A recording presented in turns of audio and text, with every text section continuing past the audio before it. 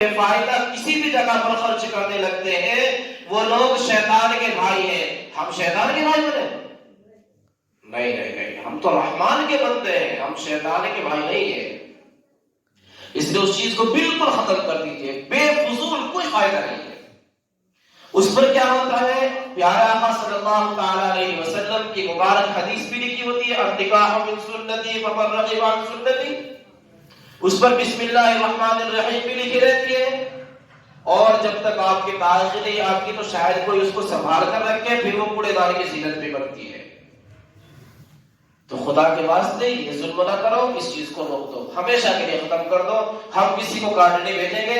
آپ جس کے رابطے میں ہیں، جو آپ کو بلاتا ہے، جس کے آپ جاتے ہیں، ہر کسی کے پاس میں آج اتنے سادے نہ بنو، سب کے پاس سب کے فون نمبر موجود ہوتے ہیں. آپ سب کو فون پر رابطہ کیجیے. کیا آپ ہر دعوت کے لیے کارڈ چھپواتے ہیں؟ ویسے بھی دعوتیں کرتے ہیں آپ لوگ، ہر دعوت کے لیے کہاں کارڈ چھپواتے ہو؟ تو جب بہت ساری دعوتیں بغیر کارڈ کے بھی ہو سکتی ہیں تو پھر آپ شادی کے لیے کارڈ کو ضروری کیوں سمجھ رہے ہو؟ اسے ختم کر دیجیے. آگے نمبر آتا ہے بارات کا. بارات کو ختم کر لیجیے، اس کا کوئی فائدہ نہیں ہے. کم کر لیجیے، جتنے کم سے کم آپ ہاتھ میں لا سکتے ہو اتنے لائیے. لڑکی والوں پر بوجھ نہ بنیے، وہ ایک وقت کا آپ کے کھانے کا انتظام کرنے کے لیے مقروض ہو جاتا ہے. آپ ایک دن کے ایک وقت کے کھانے کے لیے، اپنی زبان کے چٹکارے کے لیے کسی دوسرے کو مقروض کیوں کرتے ہو؟ کیا ضمیر اندر سے بات گوارا کرے گا کہ میں کسی کی دعوت کروں اور قرض اٹھا کر کروں؟ اور صرف قرض نہیں، سودی قرض. اللہ ہم سب کی حفاظت فرمائے.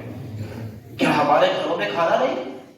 کیا ہم اسی ایک دن اس آدمی کے ایک گھر پہ جا کر کے سب کھانا کھائیں گے تو ہی ہمارے دل کو تسکین ملے گی، ہماری زبان کا ذائقہ تبھی درست ہوگا؟ حالانکہ ہم روزانہ بریانی بھی اپنے گھر پہ کھا لیتے ہیں، زردہ بھی کھا لیتے ہیں، طرح طرح کی چیزیں بھی کھاتے ہیں. ہم میں سے کون ایسا ہے جو اپنے گھر پر یہ چیزیں استعمال نہیں کرتا؟ تو پھر ایک دن کا اس پر بوجھ کیوں بنایا جا رہا ہے؟ ان چیزوں کو ختم کیجیے. اب میں چند باتیں آپ حضرات کے سامنے اس طرح عرض کرتا ہوں کہ ضرورت ہے نکاح کو آسان بنانے کی. اللہ کے نبی صلی اللہ علیہ وسلم نے ابھی حدیث آپ نے سنی ہے، کس نکاح کو بابرکت بتایا؟ جو نکاح آسان ہو، یعنی جس میں کم سے کم خرچ ہو.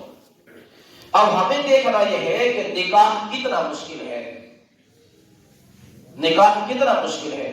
نکاح تو کچھ بھی مشکل نہیں، نہ پہلے تھا نہ آج ہے.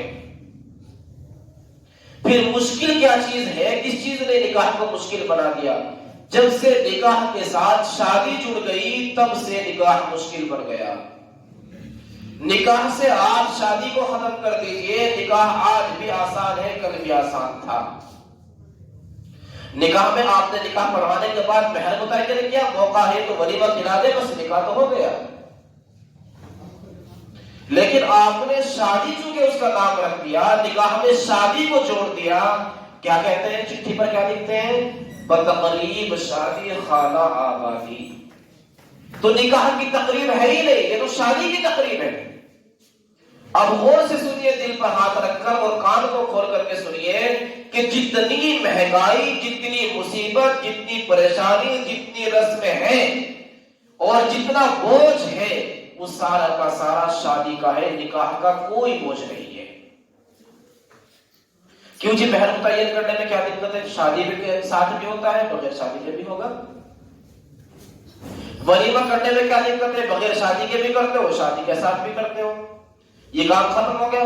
لیکن آپ نے رشتے میں آنے والے ادھر سے بھی افراد، ادھر سے بھی افراد، اور ان لوگوں کا رشتہ میں دیکھنے کے نام پر طرح طرح کے کھانے اڑانا اور ناشتے توڑنا اور ہزاروں کا پیسہ برباد کروا کر یوں کہہ کر چلے جانا کہ ہم فون پر بتا دیں گے. کبھی کسی نے فون پر آ کی ہے؟ فون پر بتانے کے لیے کہہ کر جانے والا ہاں کرتا ہے؟ 99% ہاں نہیں کرتا، وہ منع ہی کرتا ہے. اور جو اس آدمی کا خرچ ہو گیا وہ جی وہ تو ہمارا حق تھا، ہم آدمی لے کر آئے تھے. نعوذ باللہ، استغفر اللہ. اس ڈرامے بازی کو بند کر دیجئے، کوئی فائدہ نہیں ہے. لڑکا لڑکی کو دیکھنے کا جو طریقہ اسلام میں ہے اس پر عمل کیجیے. گھر کی ایک دو عورت جا کر کے، ماں بہن جا کر کے لڑکی کو دیکھ لے، پسند آ گئی، ضرورت سمجھتا ہے لڑکا ایک نظر دیکھ لے، شریعت نے یہ بھی اجازت دی ہے. بس اس کے علاوہ ساری دنیا کو کسی کے گھر پر چڑھا کر کے کسی کو ذلیل کرنے کی آپ ہمت نہ کریں، ورنہ آگے بہت سنگین نتائج بھگتنے ہوں گے. آپ کو نہیں پتا آپ کے منع کرنے سے کتنے دل ٹوٹتے ہیں. آپ کو نہیں پتا کتنی لڑکیاں آپ کے منع کرنے سے رات کو تکیے میں منہ چھپا کر تکیے کو بھگوتی ہے. آپ لڑکی ایک بیاہ کر لاؤ گے اپنے لڑکے کے لیے، 10-20 کیوں آپ دیکھتے ہو ریجیکٹ کر دیتے ہو؟ کیا مصیبت ہے سماج میں؟ یہ پسند ہے. اپنا لڑکا کالا کلوٹا ان پڑھ جاہل ناکارا، کام پہ بھی کسی پر لگا ہوا نہیں، اس کے لیے لڑکی تلاش کرتے پھر رہے ہیں. خوبصورت سے خوبصورت، پڑھی لکھی، سمجھدار، ہر ہنر آتا ہو، کھانے پکانے میں ماہر ہو، سینے پرونے میں ماہر ہو. جو لڑکا آپ کا خود کچھ نہیں کرتا اس کے لیے آپ تلاش کرتے پھر رہے ہو. حالانکہ تلاش تو آپ کو کرنی ہی نہ چاہیے، جو بھی مل جائے قبول کر لینی چاہیے، کیونکہ آپ کے اندر کمی ہزاروں ہے. مگر کمیدار لڑکے کے لیے بھی کئی لڑکیاں فیل پاس کی جاتی ہیں. یہ کیا مصیبت سماج میں گھس گئی، یہ کیا مصیبت گھس گئی. اور اگر کسی نے تھوڑا بہت پڑھا دیا اپنے لڑکے کو اور اللہ کی طرف سے دین کے طور پر اس کے پاس حسن بھی تھوڑا بہت ہے، اب تو دنیا کی کوئی لڑکی اس کی آنکھوں میں جچے گی نہیں. فوٹو منگوائے گا، اپنی فائل میں رکھ لے گا، نہ جانے کتنی جگہوں سے فوٹو اس کے پاس میں آ جائے گا، مگر اس کو کوئی بھی پسند نہیں آئے گی.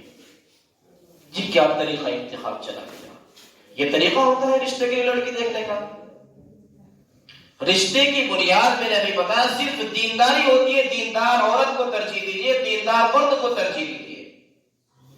اچھا، جب لڑکی والے لڑکا تلاش کرنے چلتے ہیں تو وہ بھی کمی نہیں چھوڑتے. لڑکی عام طور سے کم پڑھی لکھی ہوتی ہے، لیکن بہت سی اچھی خاصی بھی ہوتی ہے. لیکن اس کے لیے بہترین اسٹینڈرڈ والا لڑکا چاہیے، اس کے گھر بار بھی اچھا ہونا چاہیے، اس کے پاس زمین بھی ہونی چاہیے، کوئی ڈگری بھی دنیا کی اس کے پاس ہونی چاہیے، اس کی نوکری بھی لگی ہوئی ہونی چاہیے، اور بہتر تو یہ ہے کہ سرکاری ہو، اتنا کماتا ہو، اتنا دیتا ہو. یہ کیا طریقہ ہے؟ یہ کیا طریقہ ہے؟ شریعت نے یہ تعلیم دی ہے، آپ دیندار مرد کا انتخاب کیجئے، سارے مسائل حل ہو جائیں گے. اچھا میرے عزیزو، آگے چلیے. جب ہم نکاح پر جوڑا بھیجتے ہیں، سگائی میں تو آپ کو پتہ ہی کہ کتنا لینا دینا ہوتا ہے، وہ سارا سماج پر بوجھ ہے، اس کو ختم کر دیجئے، بہت جان بچ جائے گی. نکاح میں جب جوڑا بھیجا جاتا ہے نکاح کی تاریخ طے کرنے کے لیے، تو اس میں لڑکی والے لڑکے کے رشتہ داروں کے لیے، اس کے گھر والوں کے لیے چیزیں اور زیورات بنا کر کے ان کو چڑھاتے ہیں. یہ کون سا طریقہ ہے؟ یہ کون سی حدیث میں لکھا ہوا ہے؟ قرآن کی کون سی آیت سے یہ بات ثابت ہوتی ہے کہ آپ لڑکی کے گھر والوں کو زیورات چڑھاؤ؟ یہ کہاں لکھا ہے؟ ختم کیجئے اس کو. اور اب تو ایک طریقہ اور بھی ہو گیا، آپ کو پتا نہیں پتا ہے یا نہیں پتا، میں نے ابھی نیا سنا ہے کہ لڑکی جن عورتوں کا زیور لے کر آئی ہے، غور سے سن لو، لینے والے بہت خوش ہو رہے تھے، میری بھی چیز آئی ہے، پھوپھیاں، نندے اور آس پاس کی جو عورتیں ہوتی ہیں، ساس، بڑی خوش ہو رہی تھی، ہماری بہو چیز لے کر آئی ہے. اتنا آسان نہیں ہے. شیطان کا راستہ ایک دلدل ہے، جتنے پیر مارو گے اتنے پھنستے چلے جاؤ گے. خرافات لا منتہی ہوتی ہیں، جتنا بھی آپ ان میں گھستے چلے جاؤ گے نئی جنم لیتی چلی جائے گی. آپ نے لڑکے والوں کی عورتوں کو، اس کے گھر کی عورتوں کو زیورات چڑھانا شروع کیا، تو لڑکے نے بھی مطالبہ کر دیا کہ جن کے لیے میں چیزیں لے کر آئی ہوں، مجھے منہ دکھائی میں چیزیں دیں. سنا ہی نہیں، منہ دکھائی میں ان سب عورتوں سے چیزوں کا مطالبہ ہے، کوئی بھی زیور دو، زیور چاہیے. اب یہ اصول اور بھی ہے دنیا کا. اگر 100 روپے لیے ہیں تو کتنے دینے پڑیں گے؟ تو اگر ناک کی کوئی چیز پہننے کی آئی ہے تو کیا دینا پڑے گا؟ اتنے خوش فہمی میں مبتلا کیوں ہو رہے ہو کہ بس ہمارے لیے آگے نہیں ابھی تمہارا بھی نمبر آ رہا ہے؟ یاد رکھو شیطان کسی کو نہیں چھوڑے گا، سب کو برباد کرے گا۔ تم اس کے راستے پر چلنا شروع تو کرو، ایک کو بھی نہیں چھوڑے گا۔ وقتی طور سے جس کو لگ رہا ہے کہ میں تو بچا ہوا، میرے لیے تو بس آ ہی رہا ہے، جا نہیں رہا، تو بھی پھنسے گا۔ اور کوئی اس بدعت نے یا اس رسم نے ثابت کر دیا کہ جن کے لیے زیور لے کر آئے ہو ان سے مجھے چاہیے بھی، ورنہ تو پھر وہی تانے کشش ہو، نہیں دیں گے تو وہ بھی واپس کر۔ اور تو ایسا بہت ہوتا ہے، چیزیں کی چیزیں واپس ہو جاتی ہیں، تو کیا فائدہ ہوا اس کا؟ کوئی فائدہ ہوگا؟ کوئی فائدہ نہیں، اس لیے اس چیز کو ختم کر دیجیے۔ یاد رکھیے، اب آسان الفاظ میں بس یہ سمجھ لیجیے کہ نکاح کو شادی سے الگ کر لیں تو نکاح آج بھی پیارے آقا صلی اللہ علیہ وسلم کی وہ مبارک سنت بالکل صاف ستھری بغیر غبار اور دھندلاہٹ کے آپ کو نظر آ جائے گی کہ کتنی آسان ہے۔ ہاں، اس کے ساتھ جب شادی چھوٹ جاتی ہے تو پھر سارے خرافات ہوتی ہے۔ رشتے کا انتخاب بھی شادی کے لیے ہے، سگائی بھی شادی کے لیے، جوڑا بھی شادی کے لیے، بارات بھی شادی کے لیے، اور دعوتیں بھی شادی کے لیے ہیں، برادری کو بلانا بھی شادی کے لیے ہے، کارڈ بھی شادی کے لیے ہے، جتنا بھی سب کام ہے وہ سب شادی کے لیے ہو رہا ہے، نکاح کے لیے کچھ نہیں ہوتا۔ نکاح کا طریقہ کیا ہے؟ نکاح کا طریقہ یہ ہے کہ آپ نے جب لڑکے والے کو بلا لیا، مسجد میں آپ کوئی نماز پڑھیے، اس کی برکت سے آپ کا داماد بھی نماز پڑھ لے گا۔ پہلا فائدہ، اس کی برکت سے آپ کا داماد بھی نماز پڑھ لے گا، پتہ نہیں کتنے سال پہلے پڑھی ہوگی، کتنے سال بعد پڑھے گا۔ اس کے ساتھ اس کے دوست بھی پڑھ لیں گے جنہیں کبھی نماز کی پرواہ نہیں ہوتی، جو رات کو ڈی جے پر ناچے ہوں گے وہ بھی پڑھ لیں گے اگر اس کا ان سے دوستی ہے تو، جنہوں نے فجر کی نماز نہیں پڑھی اس دلہے کی وجہ سے ظہر یا عصر کی نماز وہ بھی پڑھ لیں گے۔ پہلا فائدہ ہے کسی کو نماز کی دعوت دینا، نماز پڑھوا دینا تو بہت بڑا ثواب ہے۔ ٹھیک، مسجد میں آ گئے، مسجد میں آ کر کے کوئی صاحب نکاح کا اعلان کر دے کہ بھائی نکاح ہوگا، تمام نمازی رک کر جائے، نمازی رک گئے، نمازوں کے بیچ میں آپ کی لڑکی کا نکاح ہو رہا ہے، لڑکے کا نکاح ہو رہا ہے، اور کیا چاہیے آپ کو؟ آپ شادی حال میں گھروں پر نکاح کرائیں گے تو ان میں کوئی ایسا بھی ہوگا جسے رات نہانے کی ضرورت پڑ گئی ہوگی، اس نے غسل ہی نہیں کیا اب تک۔ سن رہے بات کو؟ برا نہ ماننا، تھوڑی کڑواہٹ بھی کبھی کبھی سن لینی چاہیے۔ ایسے بھی اس مجلس میں ہوں گے جنہوں نے کبھی سجدہ ہی نہیں کیا، ایسے بھی ہوں گے جو 8 دن میں سجدہ کرتے ہوں گے، اور ایسے بھی ہوں گے جو بے غسلے ہوں گے۔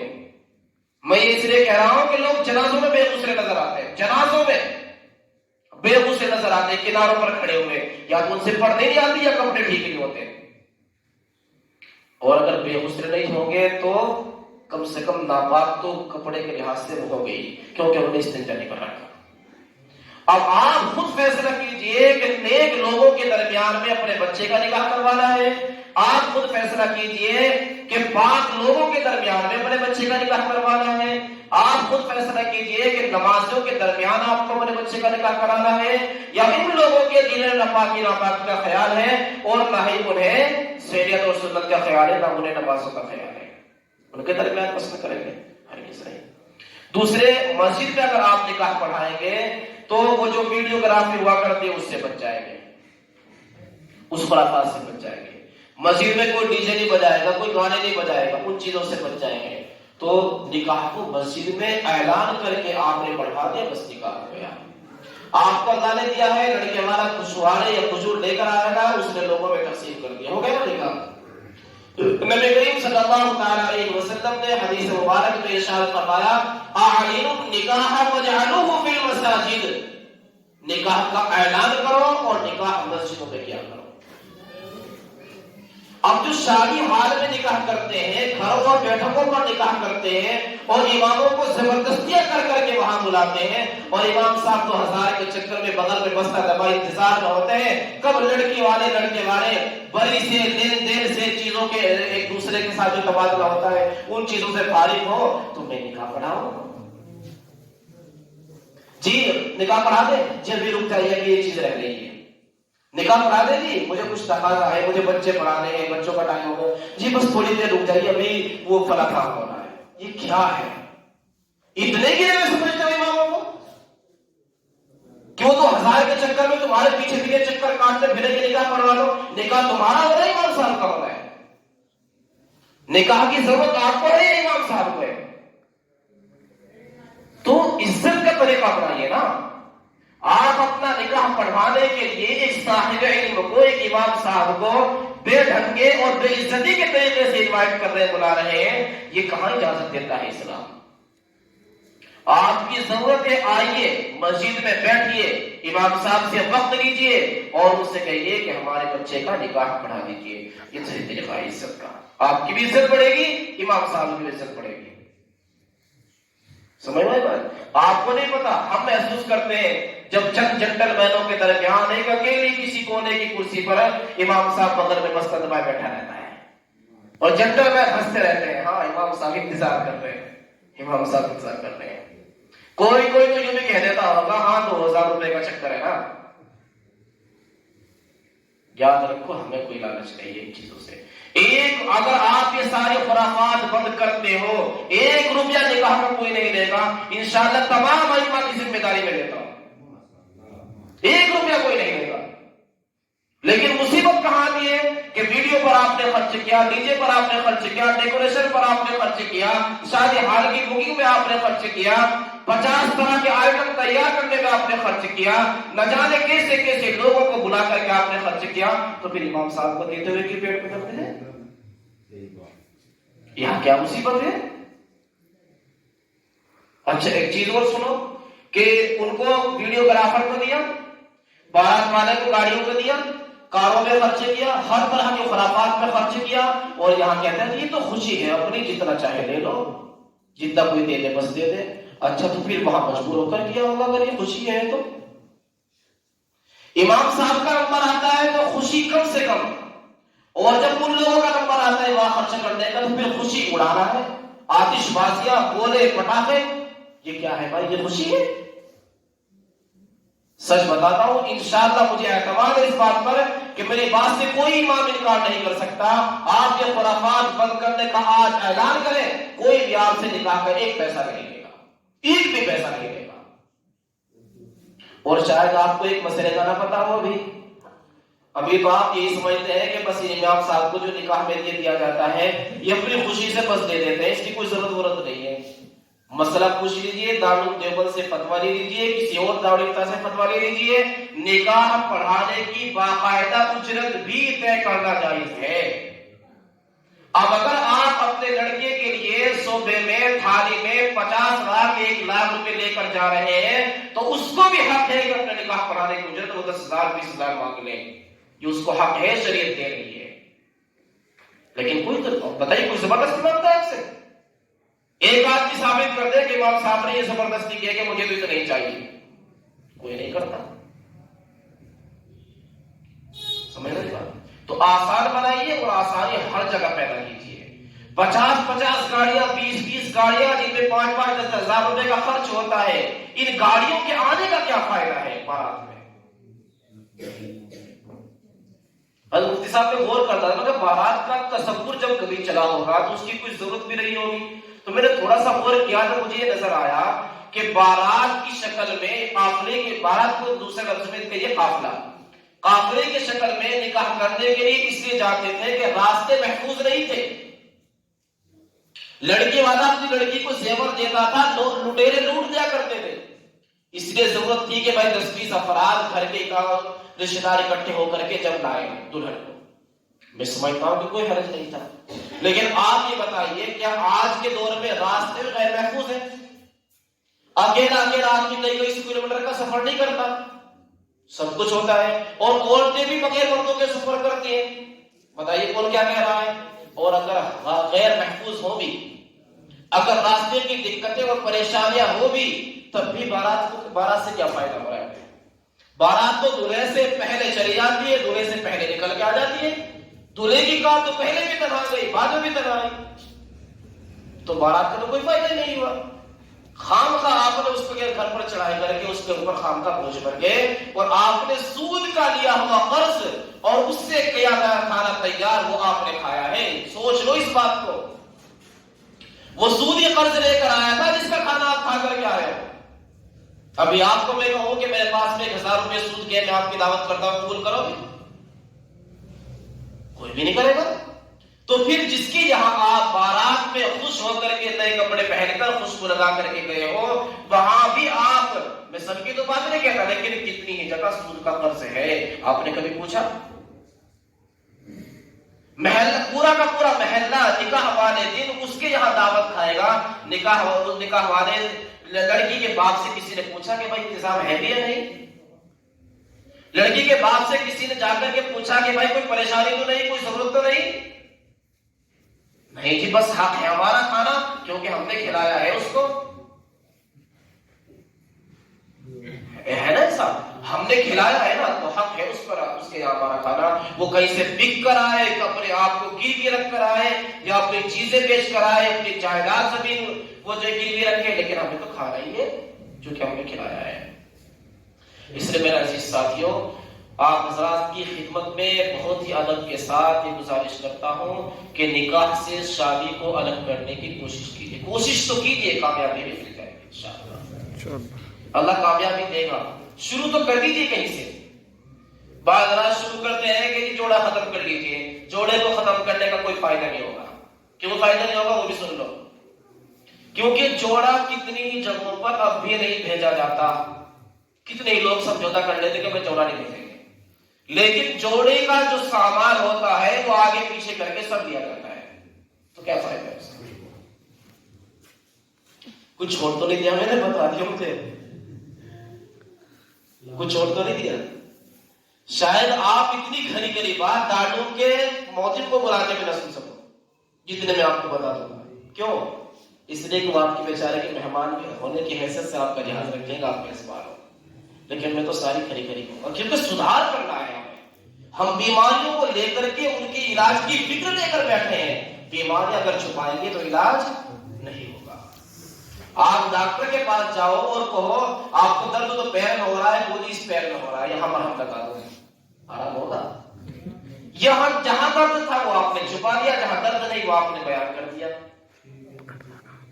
وہ کوئی ایک واقعہ سنا تھا آپ کو، ایک صاحب کے جو ہے دانت میں درد ہو رہا تھا، لیکن اسے پتا نہیں ہے کون سے دانت میں درد ہے۔ وہ ایک اناڑی ڈاکٹر کے پاس چلا گیا، اس سے جا کر کے کہا مجھے میرے ایک دانت میں درد ہے، آپ اسے نکالو، بہت پریشان کر رہا ہے، بے انتہا درد ہے۔ اس نے انجیکشن لگا، اسے کوئی آرام نہیں ہوا، بالآخر نتیجہ یہی نکلا کہ میں دانت نکال ہی نہیں جائے، لیکن کون سے نکالا جائے پتا نہیں، کون سا نکالا جائے پتا نہیں۔ کچھ دیر کے بعد دیکھا کہ ٹیبل کے اوپر اس کے سارے دانت موجود تھے، ایک رہ رہا تھا بس، اور درد اسی میں تھا، ہے نا؟ تو انجان بن کر کام نہیں کہ بس خرافات ختم کر دیں۔ خرافات کا پتہ بھی ہونا چاہیے کہ ہمارے اندر ہے کہاں بیماری، ہم کہاں مسٹیک کر رہے ہیں۔ نکاح سے کہاں ہم نے شادی کو جوڑ دیا، وہیں سے شادی کو الگ کر دو۔ نکاح کا تصور اسلام میں ہے، نکاح کی ضرورت کی انسان کی ضرورت ہے، نکاح نبی صلی اللہ علیہ وسلم کی سنت ہے، نکاح انبیاء کی سنت ہے، شادی کسی نبی کی سنت نہیں ہے۔ سمجھ رہے ہیں؟ شادی کسی نبی کی سنت نہیں ہے۔ اللہ تعالی ہم سب کو ان تمام باتوں پر سمجھ کر عمل کرنے کی توفیق عطا فرمائے۔ کیا آپ سب تیار ہیں کہ ہمارے سماج سے ان تمام برائیوں کا خاتمہ ہو جائے؟ کون کون تیار ہے؟ ایک چیز غور سے سنو کہ جب تک میں نہیں چاہوں گا آپ مجھے کبھی نہیں سدھار سکتے۔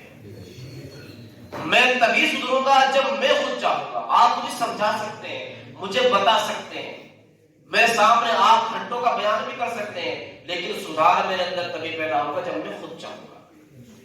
اس لیے ہم سب آج یہاں سے یہ عہد کر کے جائیں، یہ نیت لے کر جائیں اور پختہ ارادہ کر کے جائیں کہ کوئی کرے نہ کرے ہم تو اپنا کام شریعت اور سنت کے مطابق ہی کریں گے۔ آج آپ عہد کرو، اللہ کی مدد کے فیصلے بھی آئیں گے۔ سمجھ آئے گا؟ ایک 2 منٹ کے اندر ایک چیز اور بتا دوں میں کہ نکاح کے ساتھ جب شادی جڑ جاتی ہے تو ہم سب دیکھ رہے ہیں کہ نکاح کتنا بڑا بوجھ بن جاتا ہے، نکاح اتنا مشکل ہو جاتا ہے۔ اس چیز کا سب سے بڑا خطرہ بتاؤ کہاں محسوس کیا جا رہا ہے؟ جو لڑکیاں ہماری گھروں میں ہیں چلو ان کا تو کیا کہنا، لیکن جو لڑکیاں ہماری اسکولوں میں پڑھتی ہیں، کالجوں میں پڑھتی ہیں یا کہیں نوکریاں کرتی ہیں، ان کے ساتھ میں جب وہاں کسی غیر مسلم لڑکا لڑکی سے اٹیچ ہوتا ہے، ان کا رابطہ ہوتا ہے، تو ان سے آج کل ایک چیز بتاؤں میں، ایک باقاعدہ پلاننگ چل رہی ہے، اسکیم چل رہی ہے کہ غیر مسلم لڑکوں کو ٹریننگ دی گئی ہے، انہیں کچھ اللہ رسول کی باتیں بھی سکھائی سمجھائی جاتی ہیں، انشاءاللہ ماشاءاللہ کہنا بھی سیکھ لیتے ہیں، اور ان چیزوں سے جب ہماری لڑکیاں ان کے منہ سے الفاظ سنتی ہیں تو امپریس ہو جاتی ہیں، متاثر ہو جاتی ہیں، سوچتی ہیں کہ یار اس کو تو اسلام سے کچھ محبت سی ہے، اس سے باتوں میں جڑ جاتی ہیں، باتوں میں وہ دوستی میں بدل جاتے ہیں، دوستی سے پھر بوائے فرینڈ گرل فرینڈ بن جاتے ہیں، اور پھر یہاں تک کا وعدہ کر لیتے ہیں کہ بس اب جینا مرنا ساتھ ہی کرنا ہے۔ اب کچھ چیزیں سامنے آتی ہیں کہ میں اپنے سماج سے کیسے کروں، میرا سماج، میرا دھرم اسلام ہے، یہ ہے وہ ہے، تو جو چیزیں بتاتی ہیں تو وہ ایک جھانسا دیتے ہیں کہ دیکھو اگر ہم سے شادی ہوگی نہ تو جہیز لیں گے، نہ یہ لیں گے، نہ وہ لیں گے، نہ گاڑی چاہیے، نہ ہمیں بارات چاہیے، ساری چیزوں سے آپ کی مکتی ہے، اور اگر آپ باہر ہوگی اس سماج میں رہ رہی ہو تو آپ کے والد کو، آپ کے باپ کو ان تمام چیزوں کو انتظام کرنا پڑے گا، جب تک تو تمہاری عمر ہی نکل جائے گی، چلو بھاگ چلتے ہیں۔ یہ وہ بائی پاس ہے، یہ وہ جو چور دروازہ ہے جو ہمارے ظلم کے نتیجے میں کھلا ہے غیر مسلموں کی طرف۔ ہم نے شادیوں کو مہنگی بنا کر معاشرے میں لڑکیوں پر اتنا بڑا ظلم کر دیا کہ اس ظلم کے نتیجے میں ایک چور دروازہ کھل گیا، اور وہ دروازہ کھل رہا ہے غیر مسلموں کے گھر میں۔ آج معاشرے میں چل پھر کر کے دیکھیے، صرف دوستی اس کا نتیجہ نہیں ہوتی، گھر کے حالات بہت بڑی وجہ ہوتی ہے لڑکیوں کے بھاگنے میں۔ گھر کے غریبی کے حالات، گھر کے غربت کے حالات، محتاجی کے حالات، والد کا جہیز کا انتظام نہ کرنے کے حالات، ان سب چیزوں سے کتنی لڑکیاں مجبور ہو کر کے اس قدم کو اٹھا جاتی ہیں، کیونکہ انہیں کچھ سہارا مل رہا ہے کسی غیر مسلم سے۔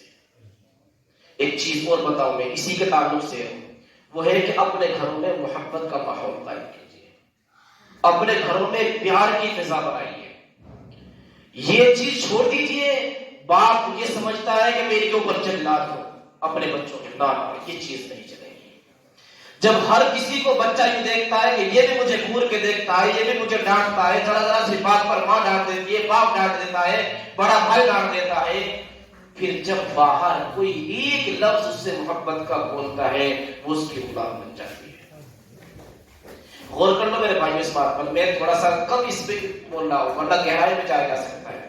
گھروں میں محبت کا ماحول قائم کر لیجئے، نفرتی ماحول کو، ٹارچر بازی کا جو ماحول ہوتا ہے اس کو ختم کر لیجئے، ورنہ باہر ذرا سے محبت کے الفاظ کی وہ غلام بن کر کے بھاگ جاتی ہے گھروں سے۔ سمجھ رہے ہیں؟ جب آپ کے گھر میں ان کو محبت ملے گی، کسی اور کی محبت انہیں کو نہیں ملے گی۔ دوسری چیز کہ اپنے گھر والوں کے خرچ پر معقول دھیان دیجیے۔ دیکھو اگر اللہ نے آپ کو نہیں دیا، آپ واقعی آپ کیا بد کر ہیں تو سب ساتھ ہیں، لیکن اگر اللہ نے آپ کو دیا ہے، اللہ آپ کی کمائی اچھی کروا رہا ہے، انکم اچھی خاصی ہے، تو اپنے گھر والوں کے خرچ میں کمی نہ کیجیے، ورنہ جہاں سے خرچ کی پورتی ہوتی نظر آتی ہے وہیں جڑ جاتی ہے۔ اللہ تعالیٰ ہم سب کو ان تمام باتوں پر عمل کرنے کی توفیق عطا فرمائے، اور اپنے سماج سے، اپنے معاشرے سے تمام خرافات اور رسموں کا خاتمہ کرنے کی خدمت اللہ تعالیٰ ہم نااہلوں سے لے لے۔ اللہ تعالیٰ سے اس بات کی دعا فرمائے۔ وآخر دعوانا الحمدللہ رب العالمین۔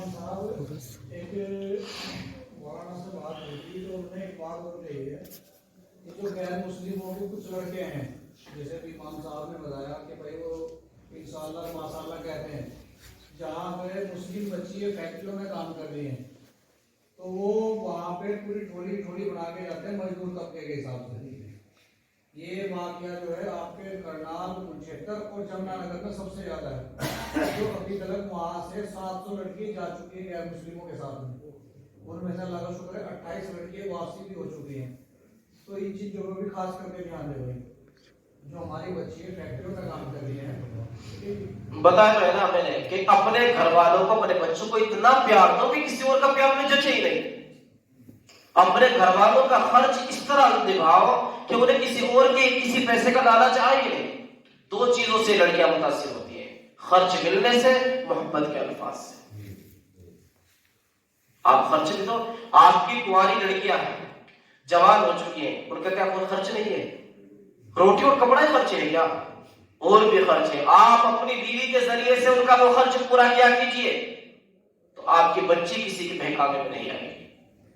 بڑا بھائی اپنی جوان بہنوں کے خرچ کا انتظام کرے، اس کا خیال رکھے۔ شرم میں آپ اپنی بہن کو، ایک چیز اور بتاؤں میں، بھائی کے نام سے بھی بہت تار جڑتے ہیں آج کل، بھائی بہن کے نام پر۔ کتنے لوگوں کو آپ نے دیکھا ہے راکیاں باندھتے ہیں، بندھواتے ہیں اس چیز سے، بھائی کے نام پر بھی بہت تار جڑتے ہیں، پھر وہ دوستیں بدلتے ہیں، پھر کہاں سے کہاں جاتے ہیں، یہ بھی آپ دیکھ لیجیے۔ تو جب گھر میں بھائی موجود ہے، بھائی کے پیار میں کیا کمی ہے کہ کسی اور کو بھائی بنانے کی ضرورت پیش آ رہی ہے؟ جب گھر میں اس کے شوہر موجود ہے، کسی اور کی محبت اسے پسند کیوں آ رہی ہے؟ مطلب یہ ہے کہ شوہر کی محبت میں کمی ہے۔ تو بھائی کے پیار میں، شوہر کے پیار میں کمی نہیں ہونی چاہیے، سمجھ لینا اس بات کو بہت اچھی طرح۔ گھر میں محبت پیار کا ماحول قائم کر لیجیے۔ اللہ ہم سب کو عمل کی توفیق عطا فرمائے۔ وآخر دعوانا الحمد للہ۔